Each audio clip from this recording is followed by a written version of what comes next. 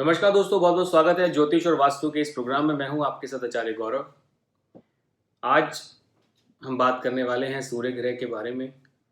और सबसे पहले सभी दोस्तों का बहुत बहुत धन्यवाद। आप सभी लोग कॉल्स करते हैं, मेल्स करते हैं और सजेशंस देते हैं, और आप लोगों की वजह से ही मोटिवेट हम भी होते रहते हैं और कोशिश करते हैं कि आप लोग और सुनना चाहते हो, समझना चाहते हो। देखिए, मैं कुछ खास तो नहीं बताता हूँ, ये सब आप लोग जानते हैं। और काफ़ी लोगों के पास आज के समय में इतनी इन्फॉर्मेशन लोगों के पास होती है। इंटरनेट है, किताबें हैं पढ़ने के लिए। किताबें तो इंसान का सबसे अच्छा ज़रिया है चीज़ों को समझने के लिए।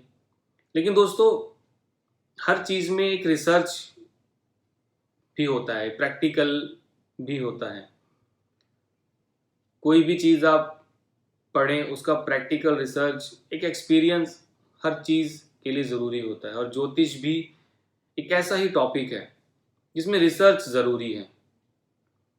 आपको कई कुंडलियों पर रिसर्च करना बहुत ज़रूरी होता है, तभी आप समझ पाते हैं कि कौन सा प्लैनेट कैसे फल देता है, कैसे उसको कैलकुलेट करें, किस भाव में बैठा है, किस डिग्री पे बैठा है, कौन से ग्रह उसको देख रहे हैं, क्या राशि है, क्या गोचर है। ये सब एक्सपीरियंस से आता है। और मैंने भी अपनी लाइफ का काफ़ी ज़्यादा समय ज्योतिष को दिया है। इसीलिए आज जो भी मैं आपसे बताता हूँ, जो भी आप लोगों से बात करता हूँ, मेरी लाइफ का एक्सपीरियंस है जो मैं आपसे शेयर करता हूँ। और वो इत्तेफाक से आपको अच्छी भी लगती हैं। आप लोग काफ़ी इम्पोर्टेंस देते हो वीडियोस को, कॉल्स आते हैं आप लोगों के, टॉपिक्स आप बोलते हो।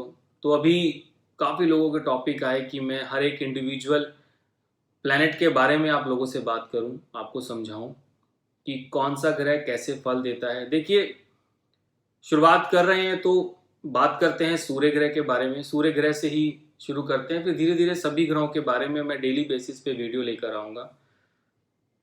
देखिए, शॉर्ट में समझेंगे और जल्दी समझेंगे। सूर्य सभी ग्रहों को ऊर्जा देता है, सभी ग्रहों को बल देता है। और सूर्य अगर खुद ही कुंडली के अंदर कमज़ोर बैठे हों तो ये तय है कि उसके फलों में कमी आनी है। और स्ट्रांग बैठे हैं, अच्छे बैठे हैं, उच्च के बैठे हैं, स्वराशि के बैठे हैं, तो ये तय है कि वो उसको अच्छे फल देंगे, जातक या जातिका को बहुत अच्छे फल देंगे। तो अगर सूर्य कुंडली में लगन में बैठे हैं, लगन में 1 से 12 राशि कोई भी हो सकती है, यानी 1 से 12 कोई भी नंबर लिखा हो सकता है। मैं केवल सूर्य की बात कर रहा हूं। अब सूर्य अगर लगन में बैठे हैं तो यहां पर ये कैसे फल देंगे। देखिए, सूर्य का नेचर क्या है, आप सबसे पहले इसको समझें। सूर्य है लीडरशिप, एक एनर्जी, ऊर्जा, तेज। ऑरा भी देखा जाता है, किसी इंसान का ऑरा सूर्य से देखा जाता है। आत्मा, हड्डियां, ये सब सूर्य से देखी जाती हैं।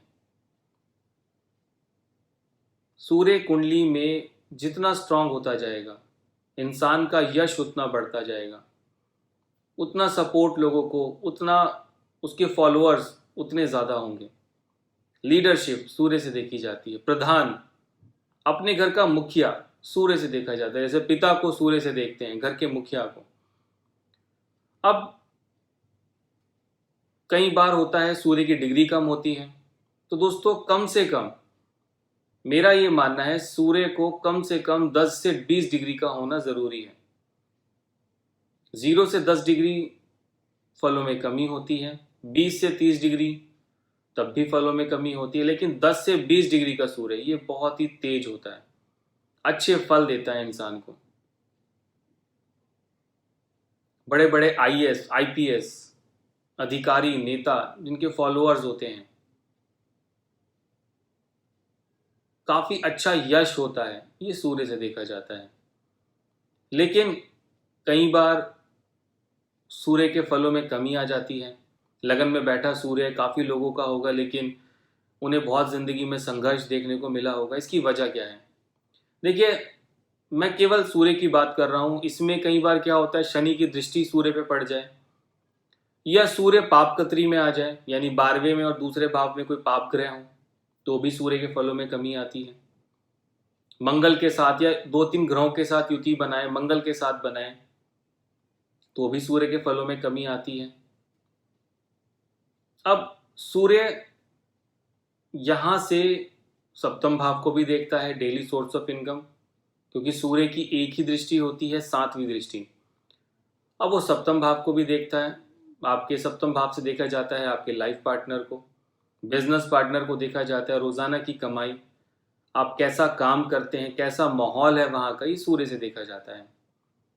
तो सूर्य सबसे अच्छे फल किन राशियों में देता है? अगर कोई ऐसे लगन हो जिसमें सूर्य लगन में ही बैठा हो, उसमें कैसे फल देगा? जैसे कि मेष राशि में सूर्य उच्च के होते हैं। वृषभ राशि शुक्र की राशि है, बहुत अच्छे फल सूर्य इसमें देते हैं। वृषभ का जो सूर्य है, मैंने कई बार देखा है लोगों की लाइफ में बहुत राइज करते हैं, बहुत तरक्की करते हैं। सिंह राशि का, क्योंकि स्वराशि का है, बहुत अच्छे फल यहाँ मिलते हैं इंसान को।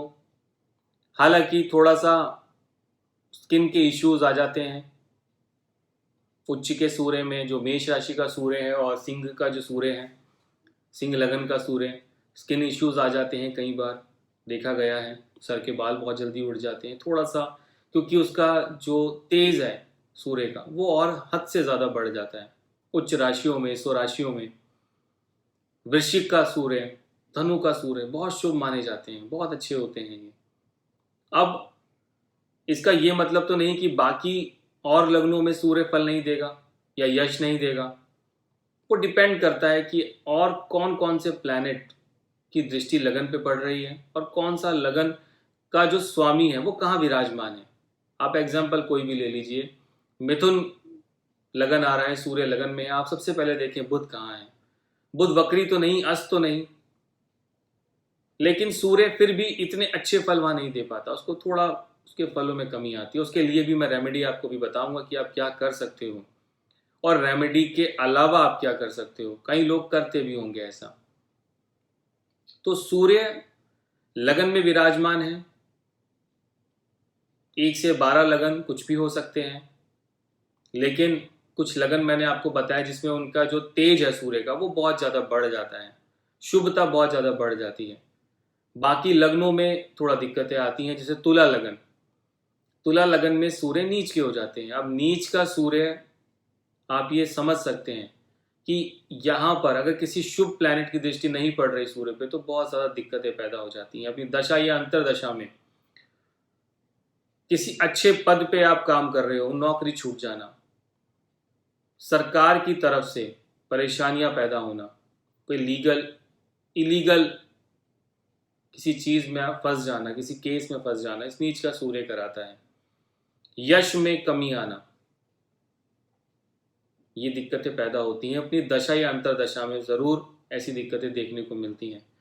इंसान का अकेला रह जाना, कई बार आप देखते हो इंसान लाइफ को लेके इनसिक्योर महसूस करता है, नीच के सूर्य से ये होता है। परेशानियां, डिप्रेशन भी देखा गया है कई बार।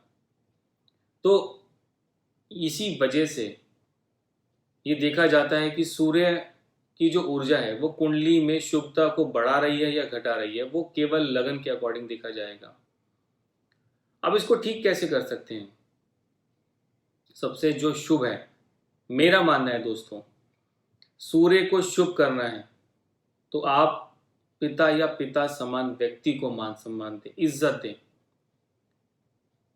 उनकी रिस्पेक्ट करें, उनकी परेशानियों को समझें, उन परेशानियों में उनकी मदद करें।